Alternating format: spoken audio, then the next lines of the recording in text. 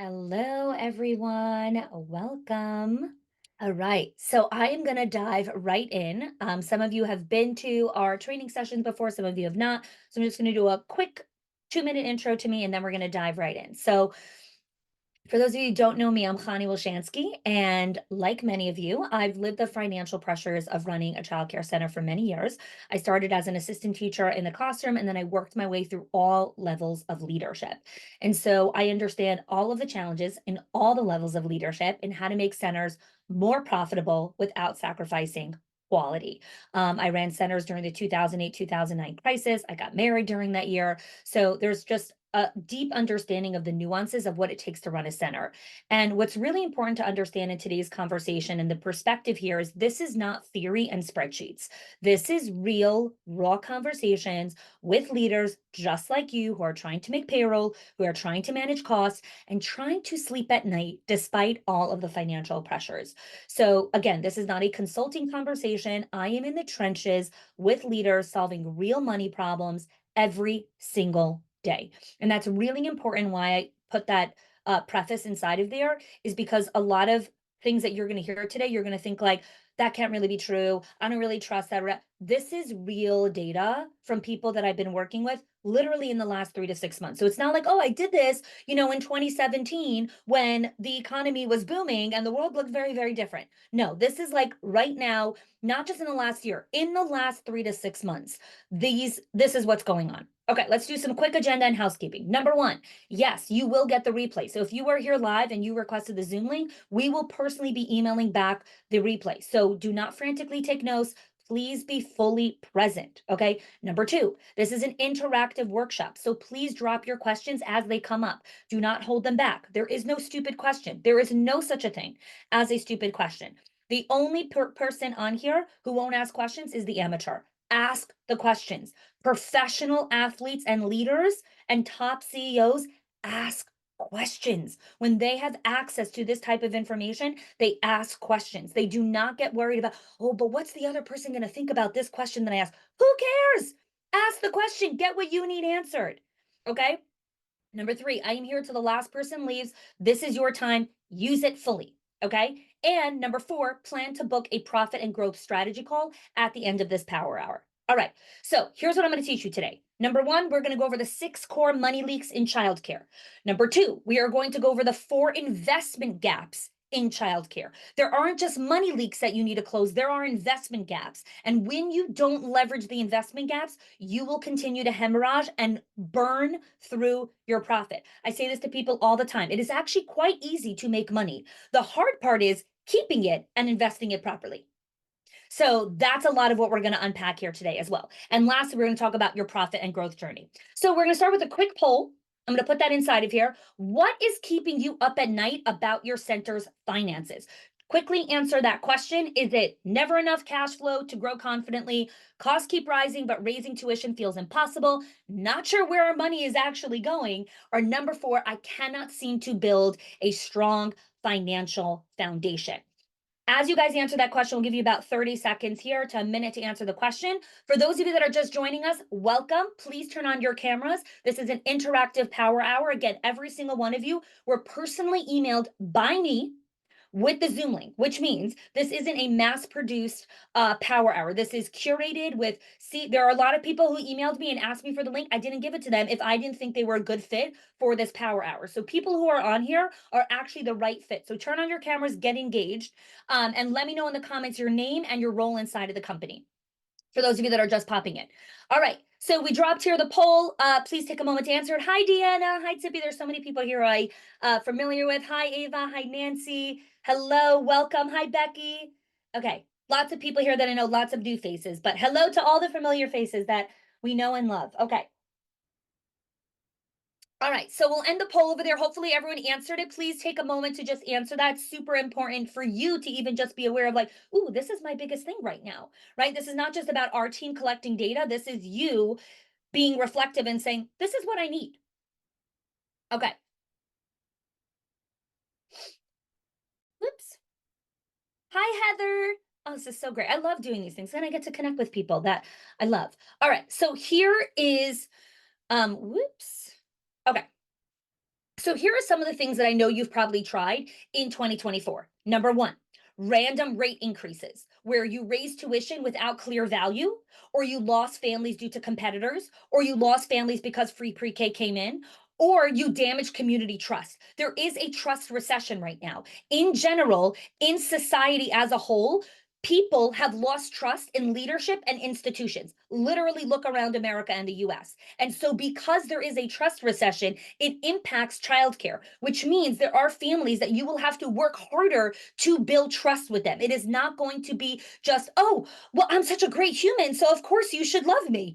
We're all great humans. We still have to build trust with people. Okay, here's something else I know you've probably tried: cost cutting shortcuts. You probably reduce staff hours arbitrarily, you cut program quality, or you eliminated program enrichment. Here's another thing that you probably tried. I want you to write these down, like 1, 2, 3, 4, 5. I'm going to give you the top five, and I want you to put into the comments which ones you probably tried. And it could be, you could be, all of the above. I did all of them. Okay. The third thing that you probably had tried, which failed: enrollment push, discounted heavily, filled spots without strategy, created ratio issues. Number four, staff reduction, operating at minimum ratios, which increased burnout, which increased higher turnover costs. And number five, DIY solutions, mixing age groups incorrectly, creating scheduling chaos, inconsistent systems. So come into the comments. Have you tried one, random rate increases, two, cost cutting shortcuts, three, enrollment pushes, four, staff reduction, or five, DIY solutions, or six, all of the above? Let me know in the comments. And hello again to everyone that just joined us. Okay, tippy a little bit of each, okay? 1 and 2, 2, 3, 5, rate increases, staff reduction, 4, 5, 6, okay? 2, 1, and 4, okay, thank you, good.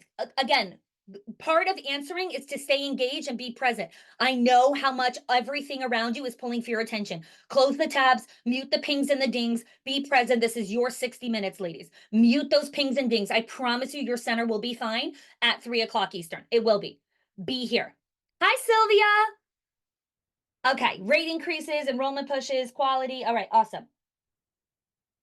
Okay, so let's continue. So what happens is most attempts reduce quality while not improving profits. Okay, and so what we need to be looking at is a more systemic optimization across all areas without compromising quality.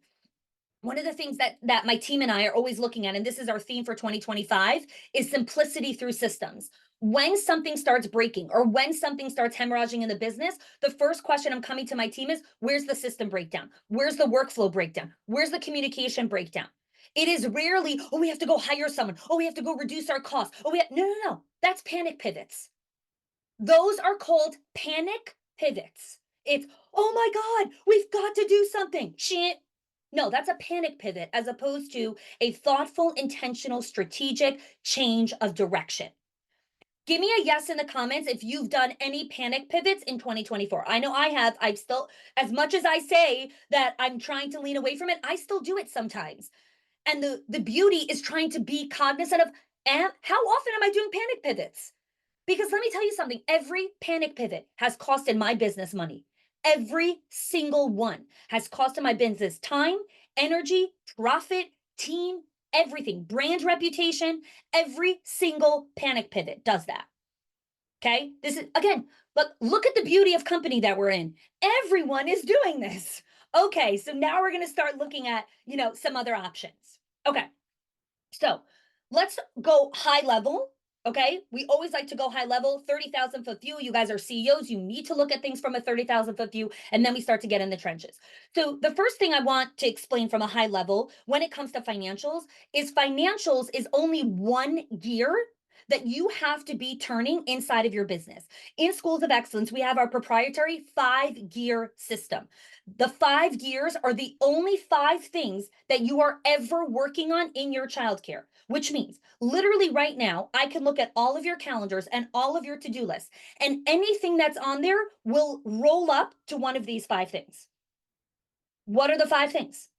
Enrollment, staff retention, parent retention, financial health, and strategic growth.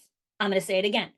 What are the 5 gears? Enrollment, staff retention, parent retention, financial health, and strategic growth.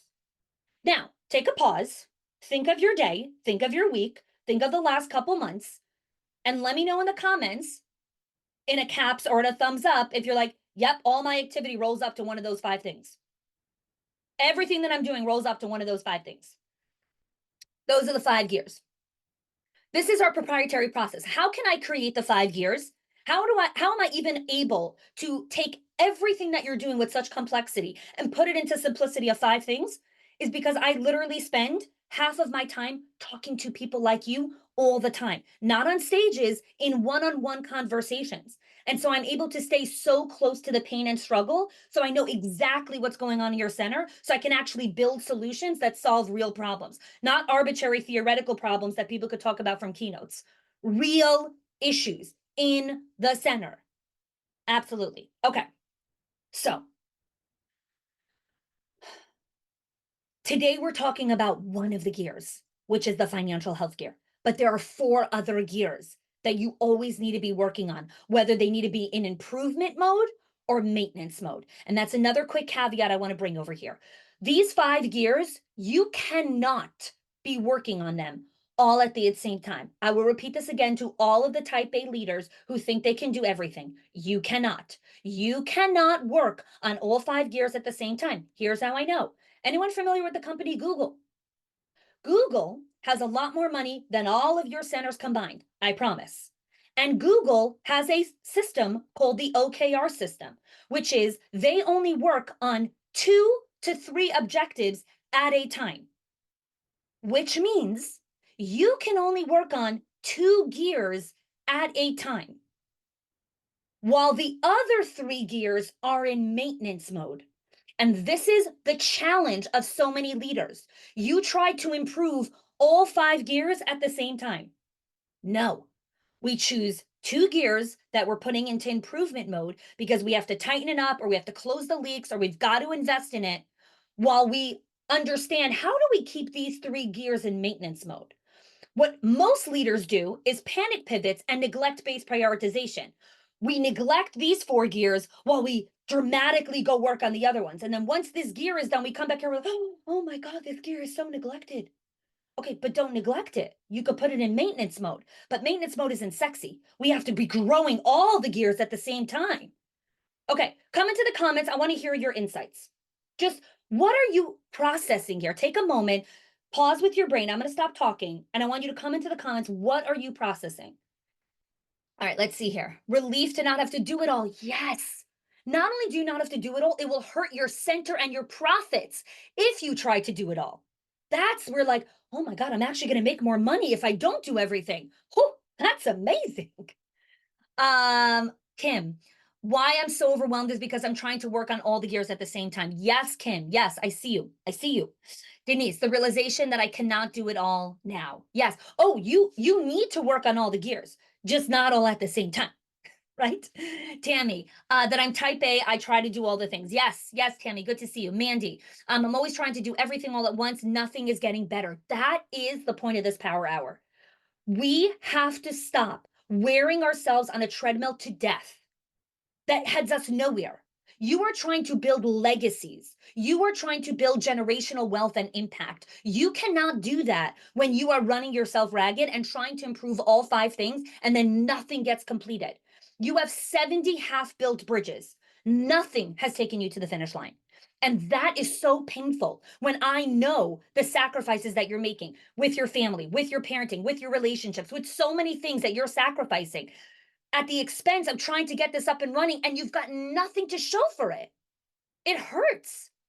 Karen, typically attempting too many gears. Ashley, we are needing to know how to keep things in maintenance mode. Yes, that's a whole separate conversation. And if you book the profit and growth strategy call, my team, one of us will be on the call. We will show you what activities keep gears in maintenance mode and what activities drive improvement mode. There's a difference. Nancy, you gave me permission to not improve everything all at once. Oh, I hear the angels singing. Thank you, Nancy. Okay, Stephanie, I'm still trying to do everything on my own. Jarika, I hope I pronounce your name correctly. This is an aha moment as it makes so much sense. I'm processing what maintenance mode would look like. Yes, this is like unlocking like the pressure cooker pot where we're like we unlock it and it's like, oh my God, I don't have to improve everything all the time. I can keep certain things in maintenance mode and certain things in improvement mode, and then I can actually be a human. Yes. Natalie, I try to do everything once. Kristen, that really one gear can lead into all the gears lead into each other. That's why it's called the gears, because they're all interlocked with each other. They all have to move. Just some are moving in improvement mode and some are moving in maintenance mode. Lucy, I take very little time to really focus on one thing at a time. And obviously that's a big mistake. Time blocking, yes, that's a separate conversation. Ava, trying to improve all five gears at the same time means that I don't get anything done. Yes. So now we're going to go deep into this financial gear. Okay. What typically people hear when I go to conferences and events and all these things, like, I need to work on my financials. What they're typically saying is, my enrollment numbers suck. I probably need to fix my tuition rates. The economy is bad and there's competition and free pre-K. So I need to work on my financials. Okay. That doesn't make any more zeros in the bank. Like none. Like none. So we need to talk about how we're actually going to do that, right? And so the 6 money leaks are silently draining profit right now. Like they are literally leaking profit.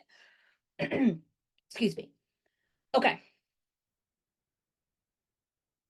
Like I said in the beginning of the call, it's really easy to make money. It's very hard to keep it and invest it properly. So let's talk about your current reality, okay?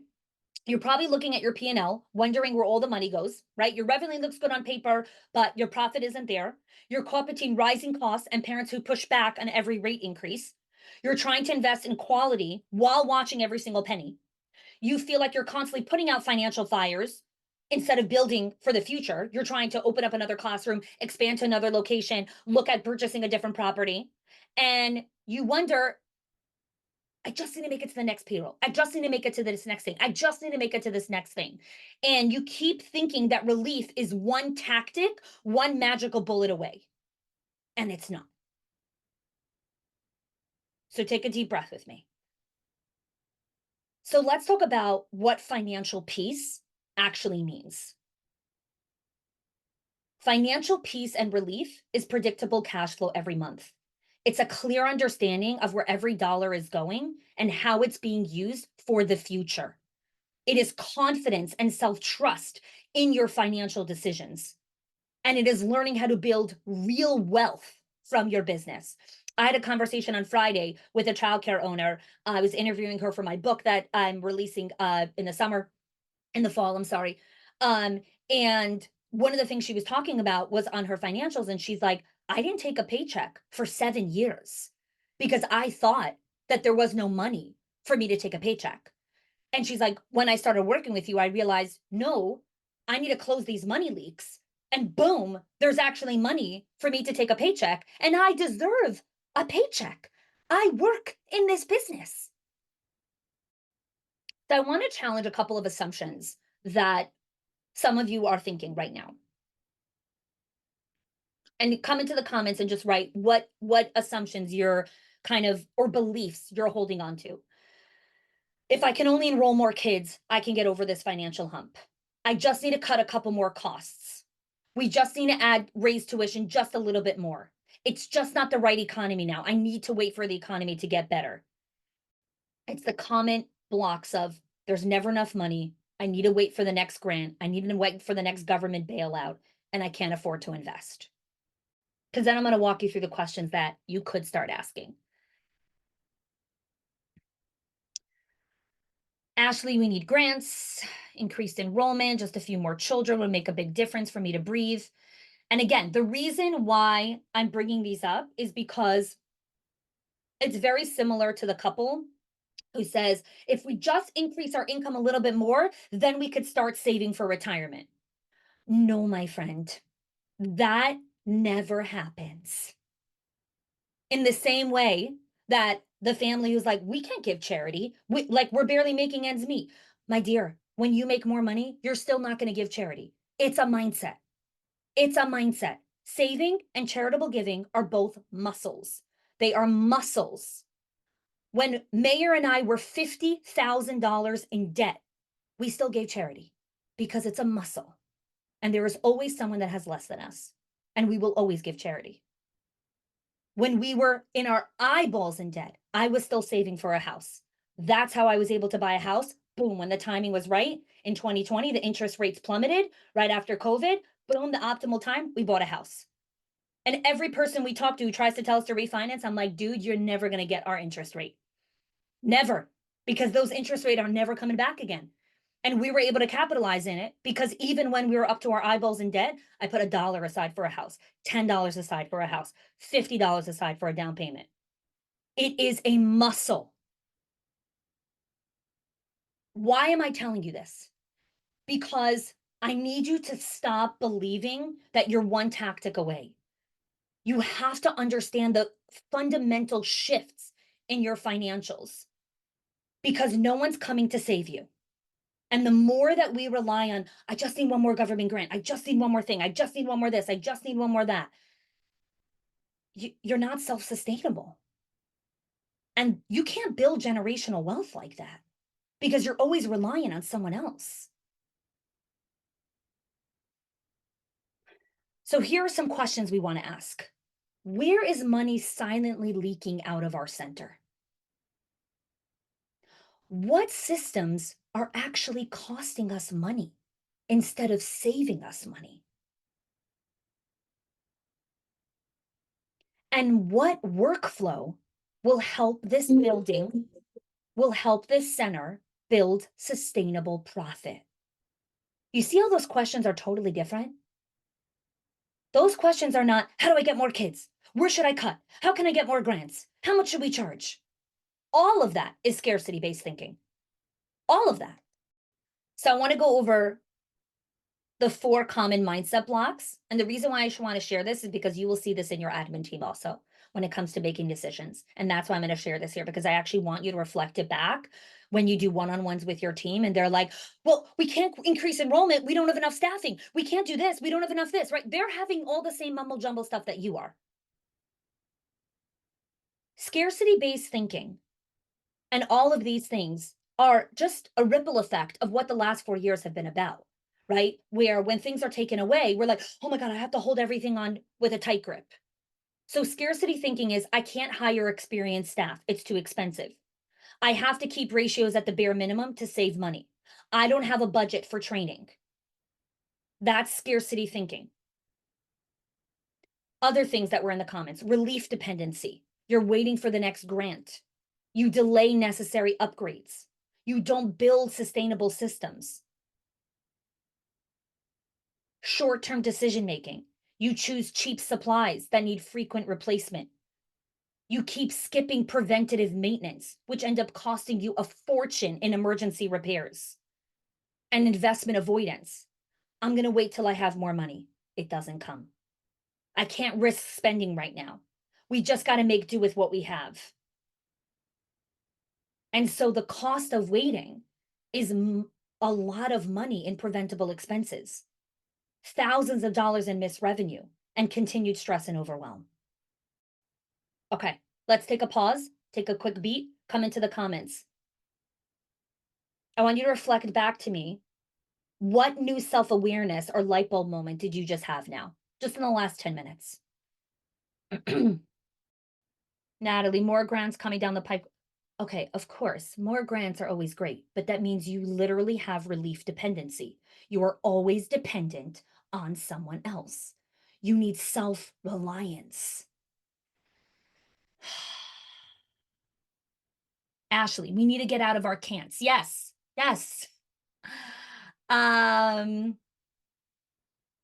Teresa, we have no one to count on but ourselves. It's not no one to count on but ourselves. It's we need to learn how to be self reliant because that is how I build generational wealth.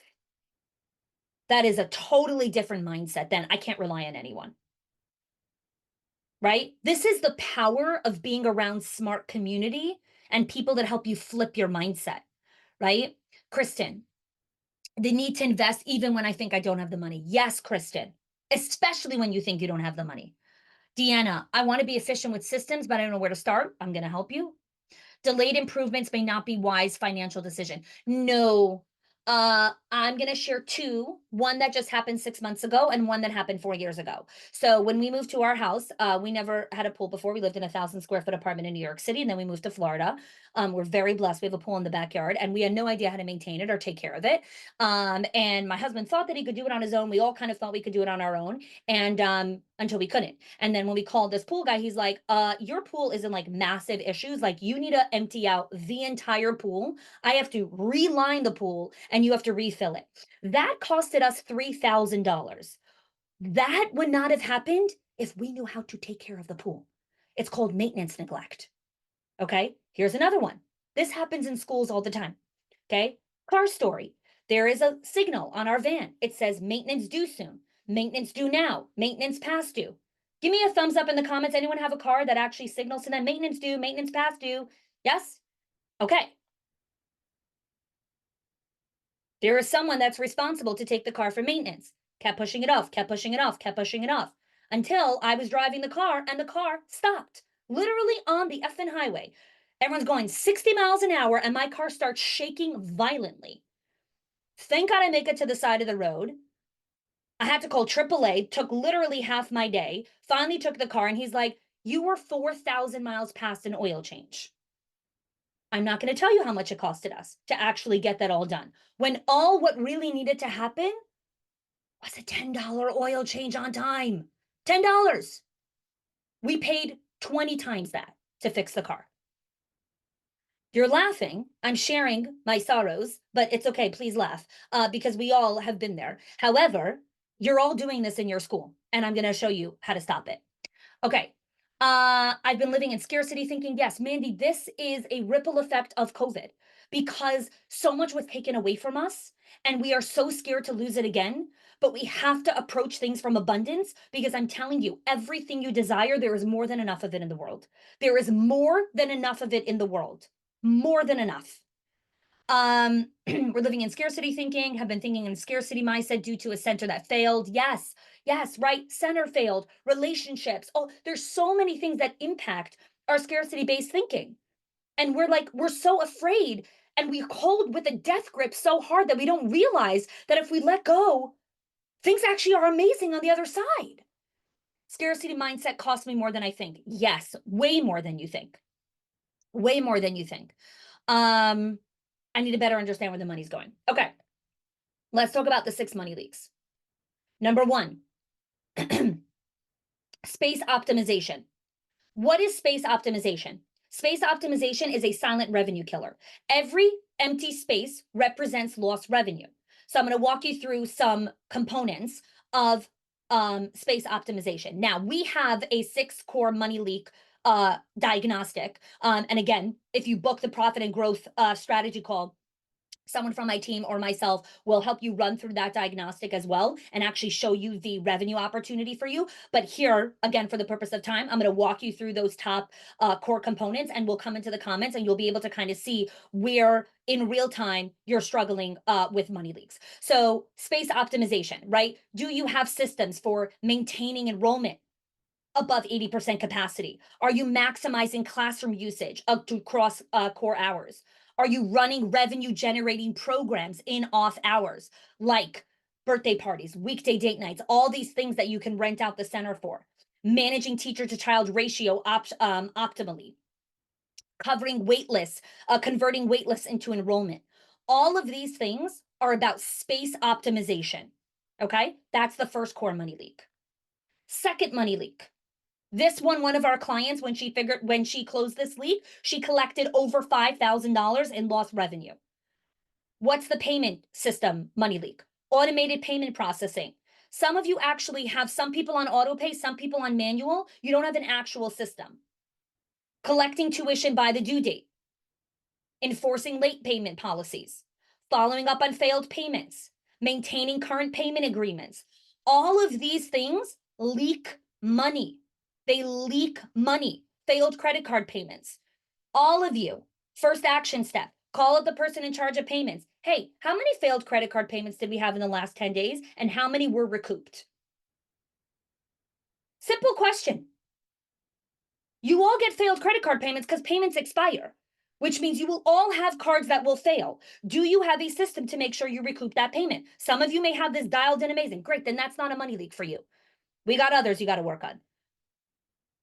Right? Simple things. And I'm going to walk you through some of those quick wins as well that you could do. We're going to go over the quick wins shortly. Sorry, where am I? Payment check. Okay, next one. Schedule efficiencies, managing overtime, maintaining proper ratios, creating predictable staff schedules, planning for break coverage, handling staff callouts. Every single one of those things drain profits if it's not managed properly. Every single one of them. Food control. This is like a hemorrhage place if you serve snacks and lunches. Tracking meal counts, managing food inventory, controlling portions, minimizing food waste, planning menus efficiently. All of these things drain profits, drain profits. So I'm actually going to share my screen for this one and do the supply check with you because this is one of the biggest ones. Supply and facility check. All right. Do you have a system for supply ordering and inventory? You're going to grade yourself 0, 1, or 2. So examples are, for example, if you do this properly, that means you know all your baselines. You know, I need X amount of gloves per classroom per month. Here's how many paper towel rolls per room per week. Here's how much cleaning supply we go through per classroom per month. If you don't know these baselines, you do not have a baseline for tracking supply, ordering, and inventory. And let me tell you, I had a conversation with an owner 6 months ago. She went through 10,000 gloves in 3 weeks. 10,000. And she's like, where the hell did it all go? I'm like, I don't know. Do you know how much gloves your team needs to actually use in a week? You need baseline tracking. So, is it 0, 1, or 2? Next, storage organization par levels. So 0, disorganized and emergency runs. 1, basic organization. 2, we have an efficient system. Emergency supply runs cost on average $300 a month. That is being conservative. That is being literally conservative. Most of you, it's costing you way more than that. Way more than that. Way more. HVAC and equipment maintenance. So this is like playground maintenance, any kind of maintenance. Reactive only. We only maintain it when we see it's broken. Basic checks, or we have preventative systems. For example, a $300 filter change versus a $3,000 emergency repair. If you don't change the AC filters, guess what it costs? A lot. Plumbing and facility upkeep. I spoke to an owner on Thursday. She's like, every time I walk through the building, there's a sink running. Guess what? That costs money. That costs money. No schedule, basic maintenance, regular inspections. Okay, $200 maintenance versus a $2,500 emergency fix. Okay, playground. Again, all of these things. Lastly is admin and check, and then I'm going to check in with you guys. Admin and tech. This is a big one. This is probably one of the biggest drainers. We had a client who wanted to join our Schools of Excellence program, and she was looking for money to join, and I did the admin and tech check with her. She found $800 a month in software that she wasn't using. I was like, great, there you go. I just found you $800 a month. You're welcome. So admin and tech check. Are you integrating software? Right? Or do you have separate systems for everything? Or is everything fully integrated? Do you have digitizing processes? Right? Are you mostly paper, or is there a fully digital workflow? Do you have automated routine daily grind tasks? If you are doing manual daily grind, you are wasting. I do not even want to tell you how many hours a week. The manual daily grind must be automated. Reports, billing, communication. Manage documentation. Do you have scattered documents? Do you have a basic filing, or do you have a document management system? Utilizing software features. Do you have like 10 different softwares and you use each one partially and you pay for features that you never use? Or do you maximize all the 2 or 3 tools that you have? Okay, come into the comments and I want you to think, based on what I said here, what is your gut telling you the 2 money leaks that you know you need to close? The top 2 money leaks. So again, the money leaks are space optimization, payment system, schedule efficiency, food control, supply management, and admin and tech. Okay, let's see what we got here. Uh, Here we go. Space optimization, supply management, food and port planning, emergency runs, supply management. Yeah. By the way, just so you know, whenever I do this with anyone, supply management typically comes in the top two. Okay. And there are thousands of dollars sitting in supply management. Supply management and admin and tech are typically the top. But again, you do you. Inventory, schedule efficiency, admin and tech, supply, food control, other consumables, food control, supply management, lots of supply, lots of food control. Okay. So now pause and now step into yourself and ask yourself, what kind of relief would your school experience if you close these profit leaks? If you close these money gaps?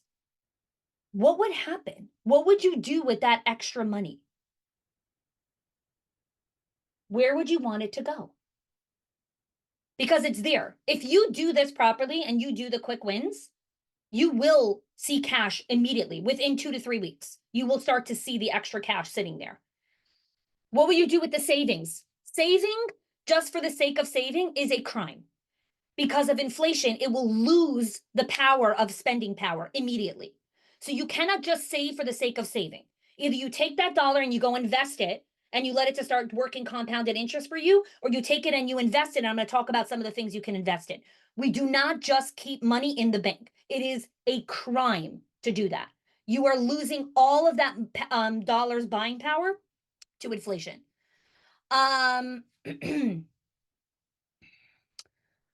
We would want it to go to payroll and teachers, higher wages, rainy day fund for improvement and monthly. Yes. Okay, great. Rainy day funds are amazing. And again, I'm going to talk about investment things here. Like, you cannot just keep money in the bank for a rainy day. You need to create proper savings accounts that are building wealth with that savings account. Because the rainy day doesn't come in 4 months from now. It might, but it might come in 18 months from now. And then the $5,000 that you put in your rainy day fund could be more in 18 months from now if it was invested properly. Like, this is the type of stuff that I like am screaming from the rooftops. Like, we need to understand how to use our money properly. There is more than enough for you guys. I promise. I really, really hope that every single one of you leave this call with relief that you do not need to live in scarcity. You do not need to live in scarcity. Um, Cash flow for payroll security, save on supplies to invest in maintenance. Yes, yes, yes, yes. Update classrooms. Amazing, amazing. Okay, I love this. Let's talk about some of those investments that you can make when you close money leaks. Okay, there's strategic investments like professional growth, right? Leadership training for you, for your team. You can actually take the money and say, I'm going to go invest in you becoming a better operations project manager so that when we launch projects, they actually get to the finish line and we finish what we start. What a great investment in a team member. I am going to invest in me so that I can learn how to be a great leader who has difficult conversations, who holds teams accountable, who delegates efficiently. What a powerful use of money. That is one investment gap that you can't do when you're hemorrhaging, is professional growth. Number two, network access. I am part of a mastermind that I literally pay for, and I call it pay for access. Because when I need access to someone, the person who runs this mastermind literally has doors to all the people that I probably need access to. And I pay for that access because they will make introductions for me. When you are in the right rooms, doors open up for you in ways that are not possible when you're pounding away at your desk trying to save $4. Network access is huge. Being a part of the right groups because you get the right frameworks, done for you systems, faster implementation, shorter learning curve. Someone else already did the mistakes for you. Now you just take the real results. Number three, this is a huge one. And some of you might not be here. Some of you might really be in the, oh my God, I just got to close all the stuff. But for those of you that are ready to make investments, because you do play at a higher level, this is something that I learned from Jesse Itzler. His wife is Sarah Blakely. She's the founder of Spakes. Both of them are billionaires in their own businesses. And one of the things that Jetsy talks about is, and I love this, as you make more money, you must reduce your aggravation levels. I'm going to say that again. As you make more money, you must reduce your aggravation levels. My dad had this tiny car that he could not get into that was really uncomfortable. And he kept, taking around like it's old jalopy. And then he was finally like, okay, I have the money. I'm going to go and I'm going to lease, a car. But he went and like when he was choosing the options, he was like, I'm going to do this one. I'm like, Dad, you spend 7 hours a day in the car because my dad fundraises all the time. I'm like, well, I don't even understand what you're doing. Like you have money, but you're going back into the same aggravation levels. You're getting the same type of car that's so uncomfortable, that doesn't have good seats, that doesn't have the right, like you're doing the exact same thing again. You have to reduce your aggravation levels, Dad. You're 65. You're not 20. You don't have to drive a 20-year-old jalapa. Like, get the better car. And he's like, oh my God, you're right. Now, here's the thing. We are trained, oh, that's greedy. Oh, that's pompous. Oh my gosh, I shouldn't get something more expensive. I didn't tell him to get a Rolls Royce. I'm like, Dad, you're allowed to sit in a better car.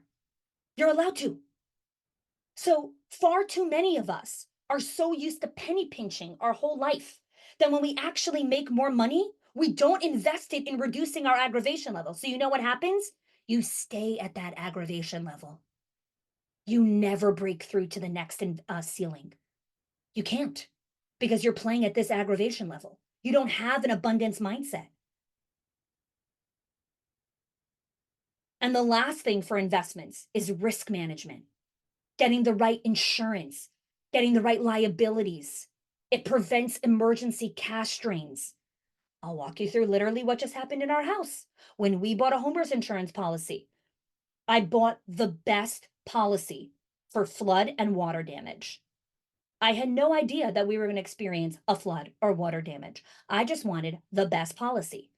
And it costed $60 more a month. Not a lot of money, but it is significant. $60 more is a lot when you also add on like the mortgage and this and that. Well, guess what? We had a pipe burst. We need to do water damage. Everyone else's policies, all of our friends bought policies that caps them at a $10,000 insurance payout.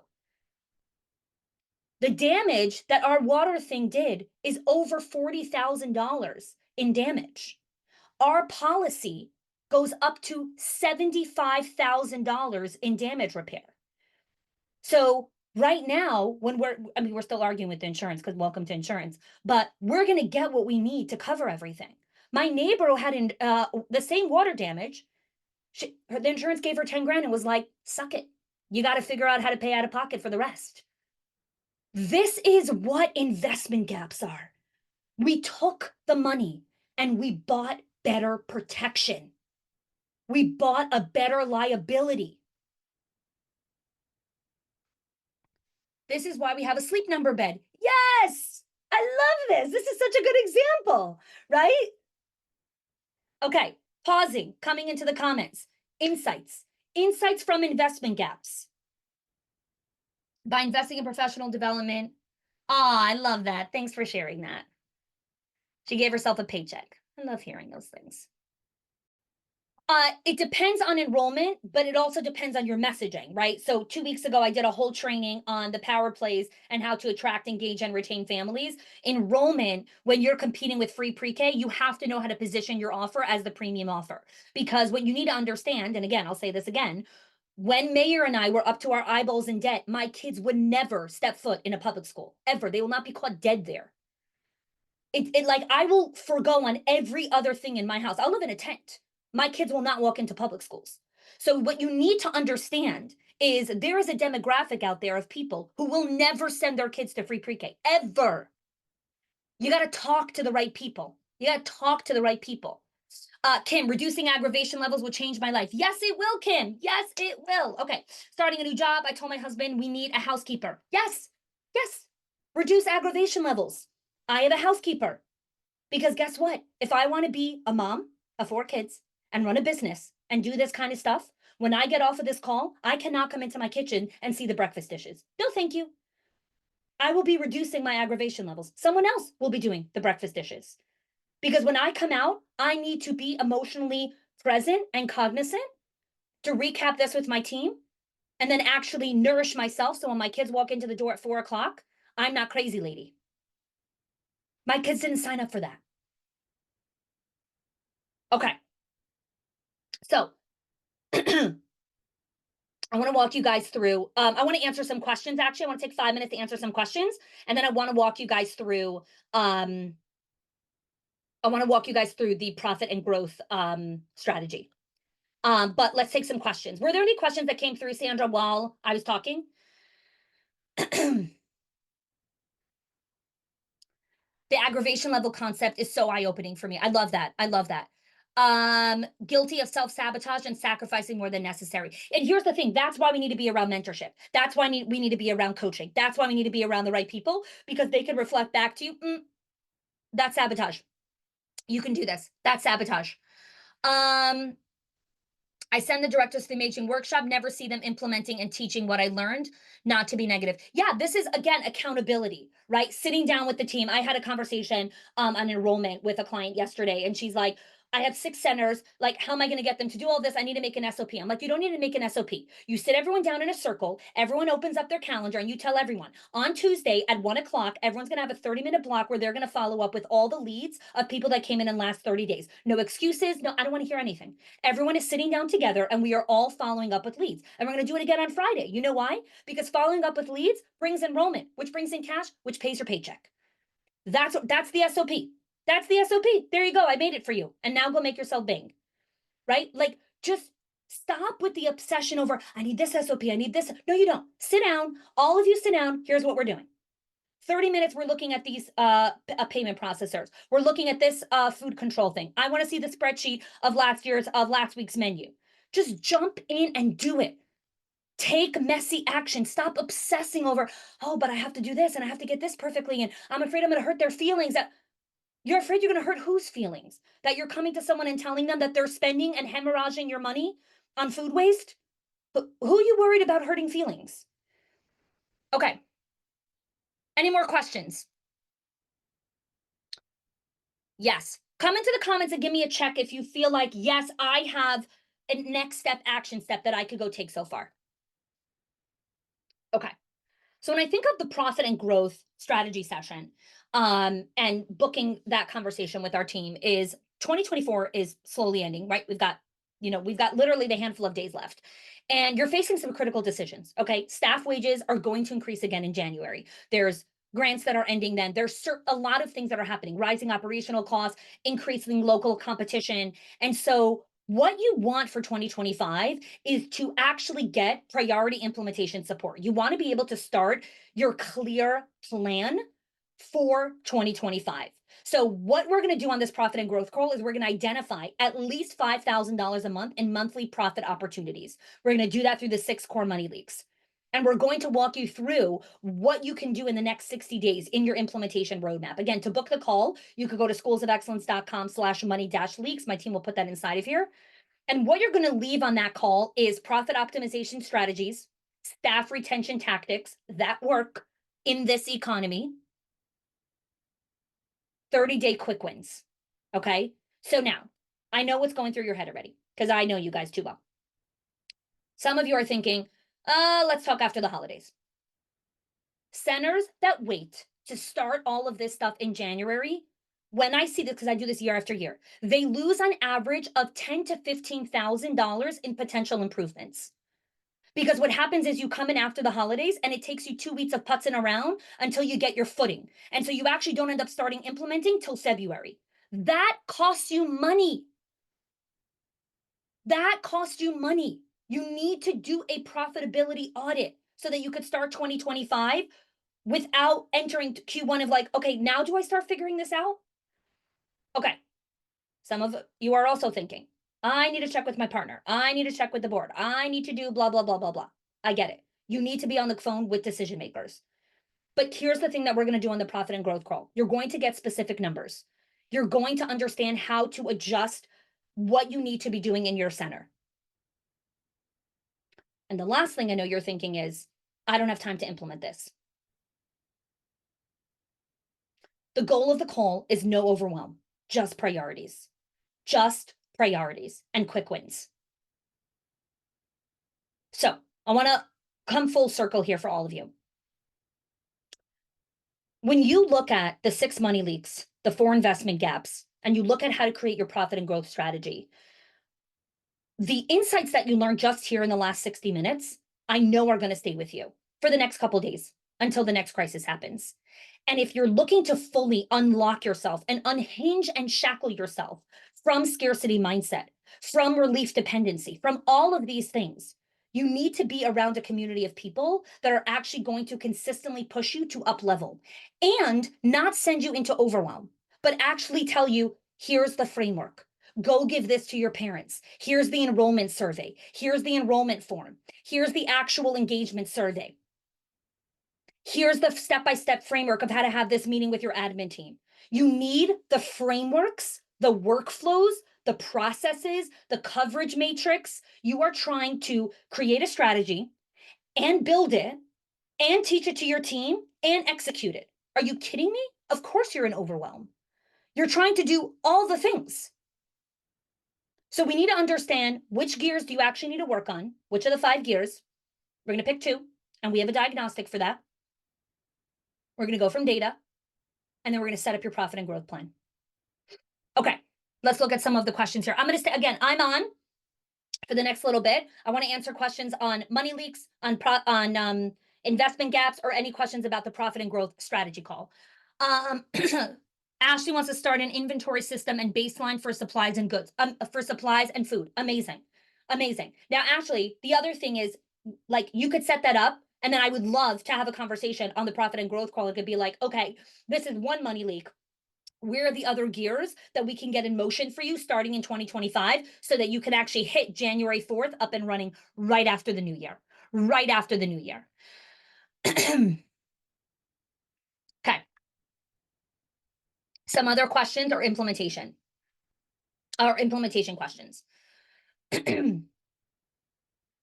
I'm going to actually do here is I'm going to go over some quick wins, of some things that clients have implemented. So one of our clients who had food control, she made a portion control kit, where she outlined standard serving utensils. She made a photo guide for portion sizes. She made clear containers with marked amounts. And through doing that, she saved $500 a month from food control. And it took her 3 days to set up. 3 days. So again, these are like, I'm not walking you through 79 step processes on the profit and growth crawl. It is, what can you do in 1 to 2 days to get quick wins so you can build confidence that you can actually go do hard shit. And then I'm going to give you the harder things to go do, which build long-term sustainability.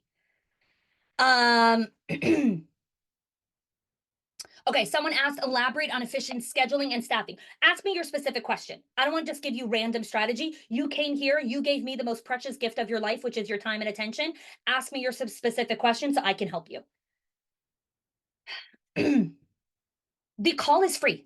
I'm sorry that I wasn't clear on that. The profit and growth call, it's a 20-minute complimentary strategy session.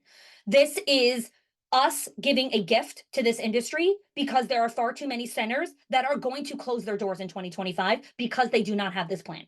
And so we are committed to ensuring that more and more centers actually stay open, and not just stay open and like buy a thread, but actually build profit. So thanks for asking that, Deanna. And I'm sorry I wasn't clear on that.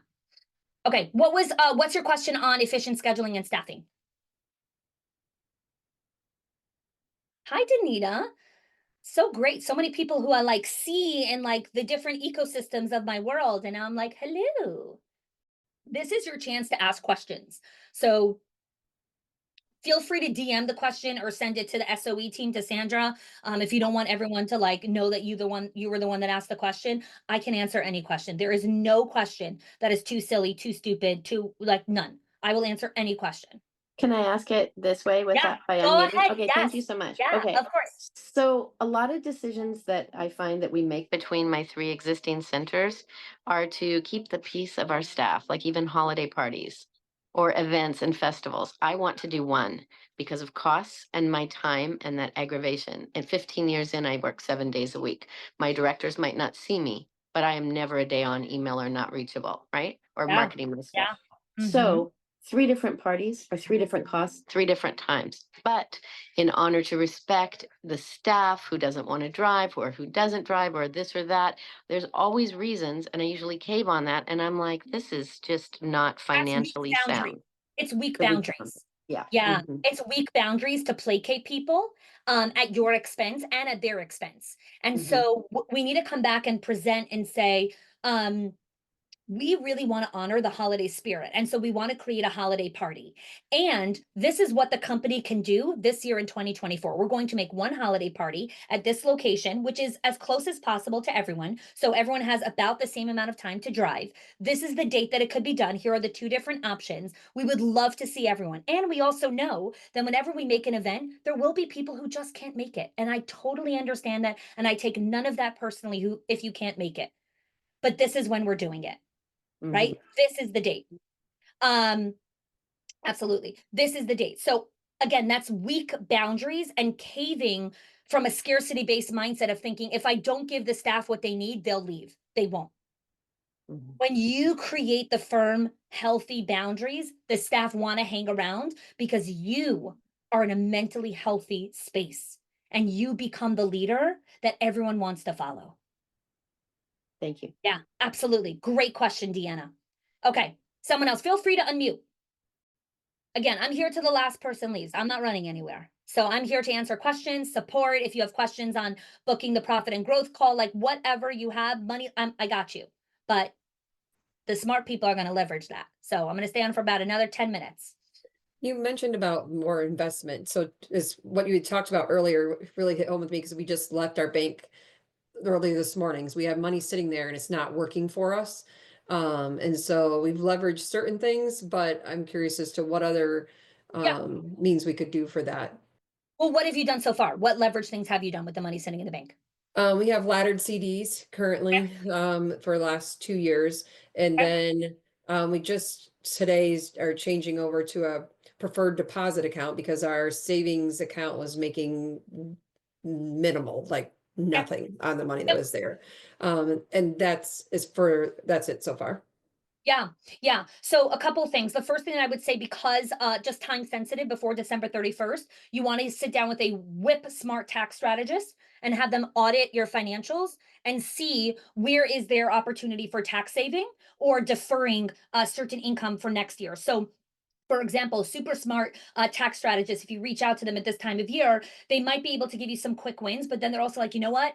I need more time to develop a proper strategy. So what I'm going to do is we're going to defer 50 to $60,000 to actually next year's income, which will bring down your tax bracket. And then next year, while you'll be making more, we'll have a better tax strategy. So we'll be able to optimize on it. So there's a number of different ways to defer that. Each tax strategist will kind of, walk you through a different kind of way to do that. Investing in professional development is a phenomenal write-off. That's why I do these trainings at this point of the year. A lot of people make investments at this time of year for that savings deduction, but get in touch with a really good tax strategist who can audit all of those things and walk you through where you're probably bleeding money. Do you have a suggestion on where to look for that? Because we have our regular I account that we've don't. had for years, but okay. I would ask the accountant if they have a Mhm. recommendation, but I would go into the Facebook group, the Schools of Excellence Lounge, or any of the groups and ask, like, does anyone have someone really great? Or I would reach out to your own local community network and say, hey, I'm looking for a really good tax strategist. Has anyone had a good experience? Because again, everyone, like, we make sure to hire a tax strategist that honors our faith because we give a lot of money in charity. And so when I've hired tax strategists, they're like, you give too much charity. I'm like, you're not going to Yeah. be my tax strategist anymore, right? Like that's my value system. So Sure. like that's why it's important for me. So I don't know what your values are. That's why you want to make sure you're hiring the right person. But great question. Okay. Definitely working on my weak boundaries. Yes, boundaries directly impact profit. Because when you have weak boundaries, you don't raise tuition rates, you cave to every parent demand, you cave to every teacher's demand, and you literally hemorrhage. So boundaries are directly correlated to how much money you make. Directly correlated. Any other questions? Feel free to unmute.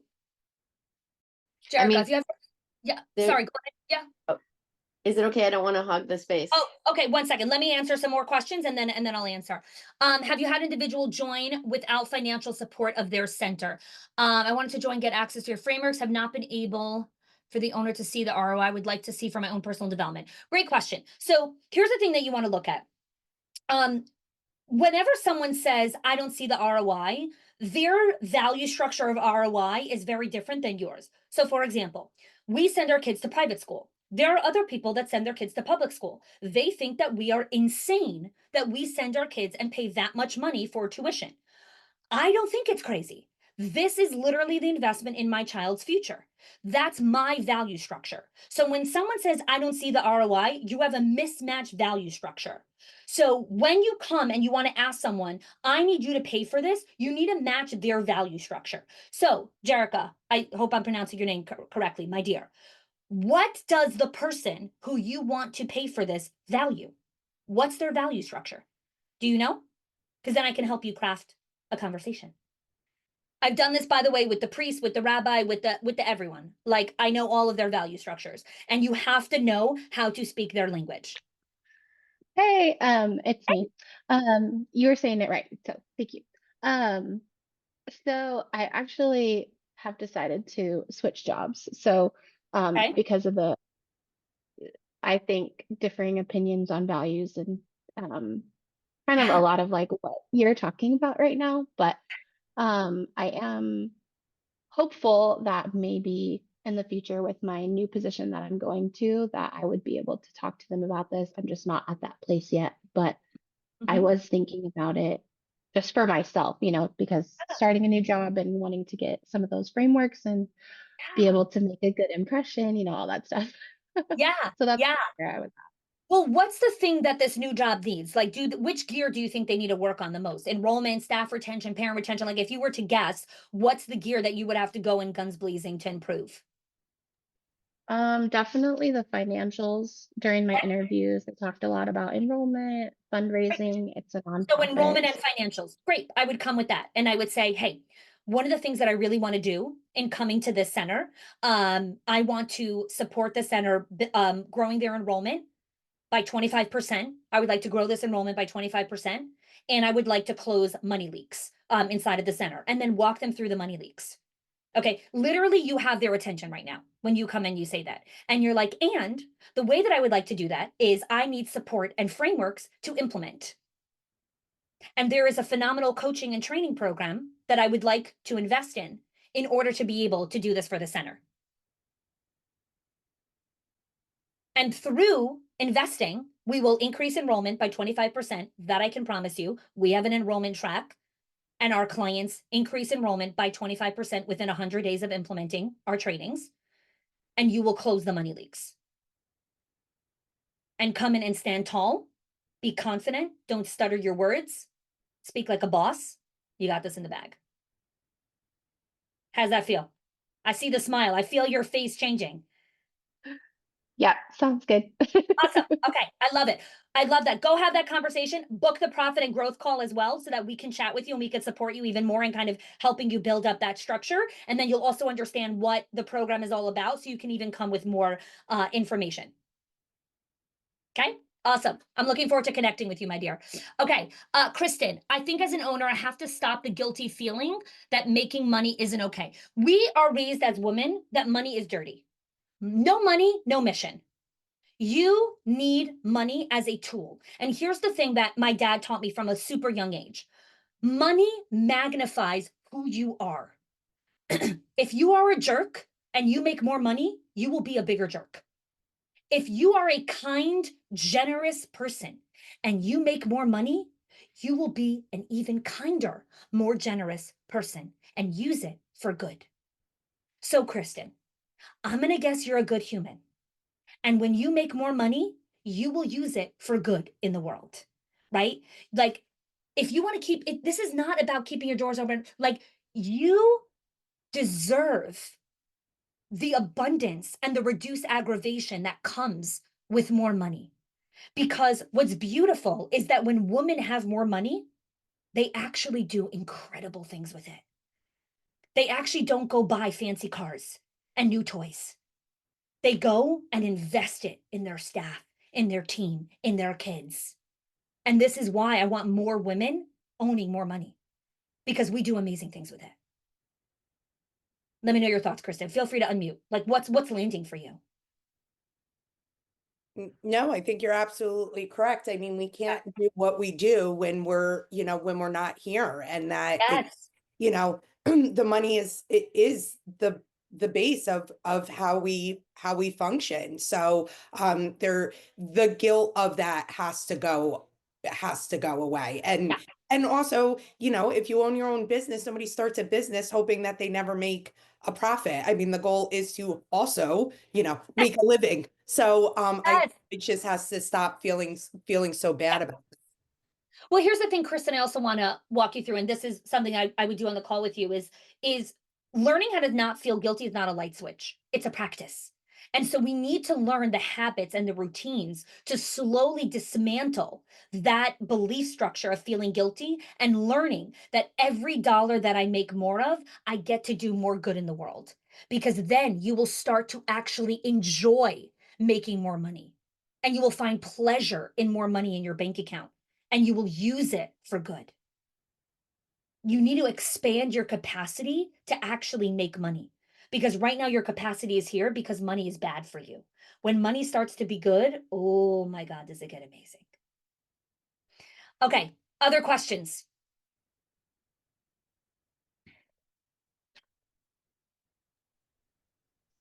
I had another one. Go ahead. So we had a center that I opened it that failed. Okay. And so I'm still, even with, I'm excited for the call and to try. I took a lot of notes to try these ideas and to not have them based out of panic. But it's hmm, even to get ahead, I had to take out so many loans because grants weren't available Yeah. anymore in my area, and optimizing space and like doing parties and things in my space isn't allowed with our license. So I think each area has different challenges, right? Yeah. So you're going So to look at all the money leaks and see which one you can actually use so that you mhm, stop taking out loans.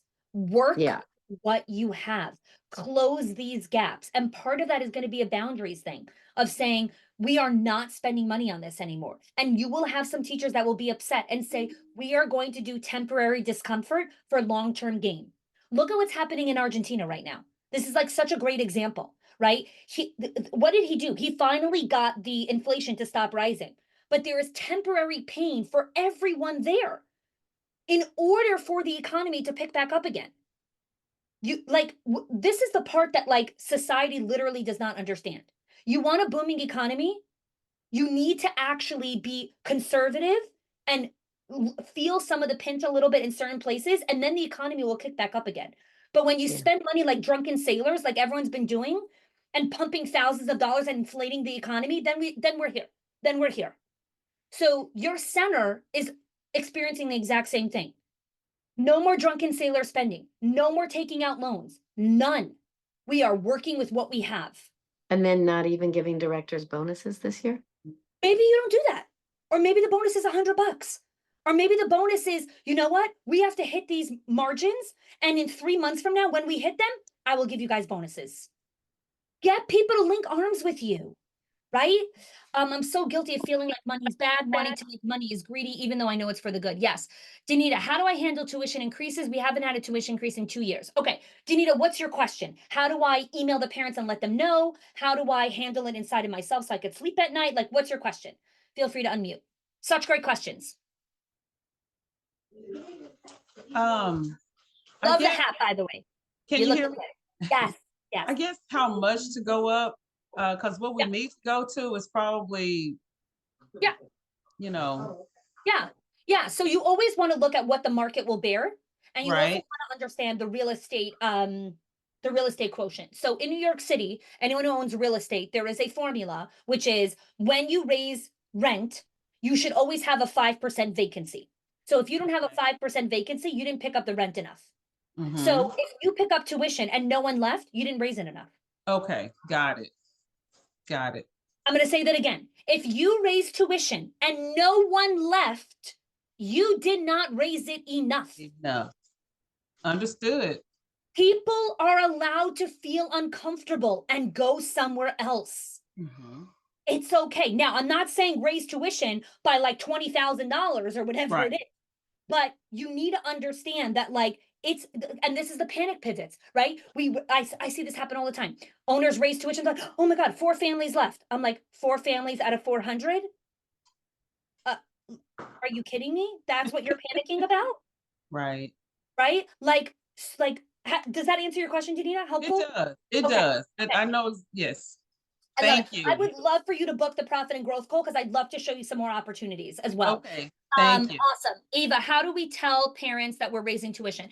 There's so many ways to do this. I've coached hundreds of leaders. You can do it through emails. You could do it through a personalized video and send the video out to families. There's no right or wrong way to do it. It's really about your connection with your families. So we have some schools that they're super small. They're only like 70 families. And so the owner created a video of herself and emailed it to the families and told them what was going on and then had like a script.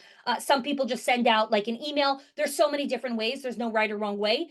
Here's the thing I'm going to tell you, and this is a quote from Ellen Janger. Stop obsessing over making the right decision. Make the decision right. Whatever decision you make it right. We are obsessed with making the perfect decision. There is no perfect decision. Whatever decision you make, just make it right. Thank you so much for joining. Make sure to book the Profit and Growth call. This was phenomenal to connect with all of you, and thank you so much.